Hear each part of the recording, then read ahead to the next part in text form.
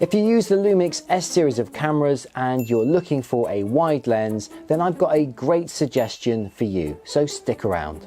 Now, I've been using the S series, this S1H and the S1 I'm recording with for about a year and a half, and I have no complaints. I think the image quality, the build quality, I even think the autofocus is usable. I just, you know, I don't rely on it too much, but once you understand it, I think it's pretty solid.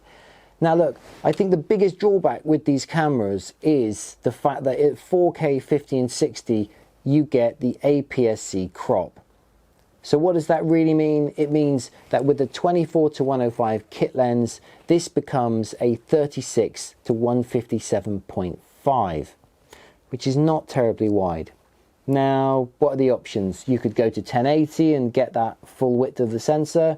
You could take a step back, but then you'd have a change in perspective and you might not have that space. So for me, I decided to buy myself a wide lens so that I could get a wider field of view at 4K 50 and 60, and in full frame view I could have a really wide perspective. Roll the montage.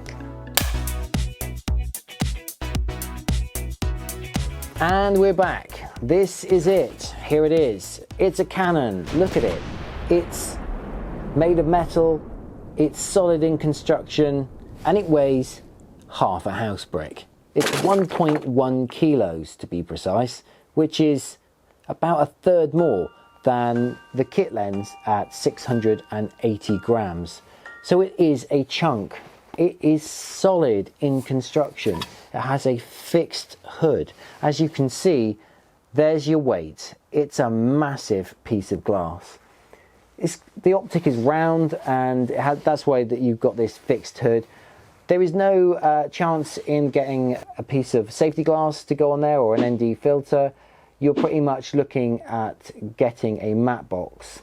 Now, just as a quick aside, I did buy a matte box. I bought the small rig one. It is great. It works fantastic. But with this distance here of this hood, it's very difficult if you make your own donut to go on it to fit it in.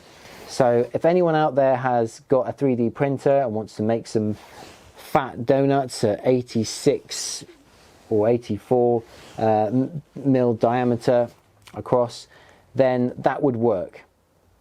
But for the most part, you are looking at taking your chances with this lens, because there's no way to put safety glass on that, as far as I'm aware. Let me know in the comments below if you've got any smart ideas. I'm always up for some suggestions. Now look, if you do need to limit the amount of light getting into the lens and you want to control the aperture, you can do that with this. It's very clever. Look, in the back you see there's this little switch. I mustn't touch the glass, it's over that side there. So essentially what you do is, you can go online, find these little jobs from Hader, and they are little ND filters. They pop in the back, which is pretty awesome. They do them in lots of strengths. I bought 1.2 and a 3, just in case I'm in the Sahara. Actually, I was prepping to go on a video on a yacht, and I was expecting it to be very, very bright.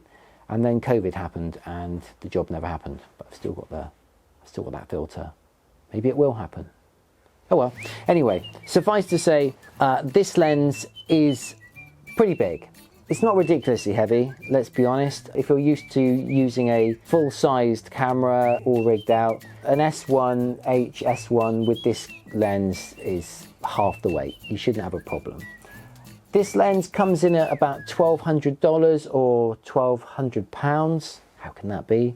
The exchange rate is being mean to me in England. For the money, I think you're getting what you pay for. This is solid. I know that I will continue with the S series of cameras, and this lens will no doubt, on a future iteration of the whatever S camera I buy, will probably end up giving me full frame in 4K 50 or 60. Processors will get upgraded, the ventilation and whatever will be there to make this asset continue to pay dividends.